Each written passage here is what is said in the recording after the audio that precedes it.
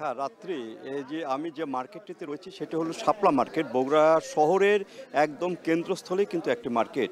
এই মার্কেটে যে যন্ত্রাংশগুলো পাওয়া যায়, যে একদম পুরনো যে যন্ত্রাংশ পাওয়া যায়, পুরনো মেশিনপত্র, এখানে শ্যালো মেশিন, এখানে জেনারেটর থেকে আরম্ভ করে যে পুরনো মেশিনগুলো রয়েছে, সেই মেশিনগুলো কিন্তু যন্ত্রপাতি এখানে পাওয়া যায়।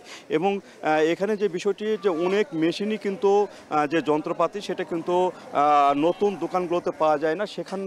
সেখানে কিন্তু ক্রেতারা আসেন, এখানে ক্রেতারা আসে কিন্তু তাদের পছন্দ মতো যে জিনিসটা প্রয়োজন সেই জিনিসটাই নিতে পারেন। এবং নাট বোল্ট থেকে আরম্ভ করে কৃষি যন্ত্রপাতি সবগুলো জিনিসই কিন্তু এখানে পাওয়া যায়। এবং এই 1995 সালে 2-3টি দোকান থেকে কিন্তু এখন প্রায় 70টি দোকান এখানে এখানে যে তারা কাজ করছে এবং তারা ব্যবসা করছে। এবং এই মার্কেটের সুনাম কিন্তু আস্তে আস্তে কিন্তু সারা দেশে ছড়িয়ে পড়েছে।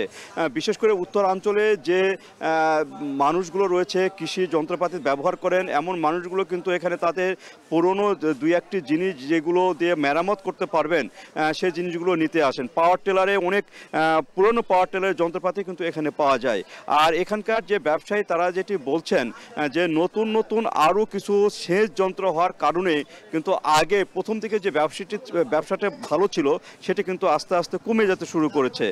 বিশেষ করে এখানে যে সাবমার্সিবল যে পাম্পটি, সে পাম্পটি আসার কারণেই এই পুরনো যে শ্যালো মেশিন, সেই শ্যালো মেশিনটা কিন্তু আস্তে আস্তে তারা একদম বিলুপ্তির পথে চলে যাচ্ছে। তাছাড়া আরেকটি বিষয়, যে অর্থনৈতিক মন্দার কারণে যে সরকারি কাজগুলো হয়, বিশেষ করে পানির সেচ, রাস্তাঘাট, ব্রিজ নির্মাণ, এসব কারণে যে যন্ত্রপাতি ব্যবহার, সেই যন্ত্রপাতি ব্যবহারটা কিন্তু না হওয়ার কারণে তাদের ব্যবসা কিন্তু অনেকটা কম। তারপরেও যে 70টি দোকান, সেই 70টি দোকানে প্রতিদিনই কিন্তু কেউ কেউ 1 লাখ থেকে 5 লাখ 10 লাখ টাকা পর্যন্ত তারা জিনিসপত্র বিক্রি করে থাকেন। আর আরেকটি বিষয় হলো এই যন্ত্রপাতিগুলো যেগুলো পাওয়া যায় সেগুলো হলো বিশেষ করে চায়নার যে যন্ত্রপাতি, সেই চায়না যন্ত্রপাতিগুলো এখানে পাওয়া যায়। আর এখানকার যে লেবাররা এখানে শুধু ব্যবসা না, এর পাশাপাশি কিন্তু এই খোলামেলা কাজেও কিন্তু বেশ পরিমাণ এখানে যে শ্রমিক সেটা প্রয়োজন হয়। এখানে একটা কর্মসংস্থানের একটা বড় সুযোগ হয়েছে বলা যায়। যে যে কর্মসংস্থান তারা করছেন এবং তারা খোলামেলা করছেন, নতুন পার্টস আবার পরিষ্কার করে, পুরাতন পার্টস পরিষ্কার করে নতুনের মতন করছেন। এবং নাট বোল্ট থেকে আরম্ভ করে প্রত্যেকটা যে জিনিসপত্র সবগুলো এখানে পাওয়া যায়। তো এখানকার ব্যবসায়ীরা বলছেন যে এখানে ভ্যাট, ট্যাক্স এবং শুল্ক এগুলো যদি অনেকটা কম থাকে, তাদের কম দিতে পারেন, তাদের জন্য একটু লাভ হয়।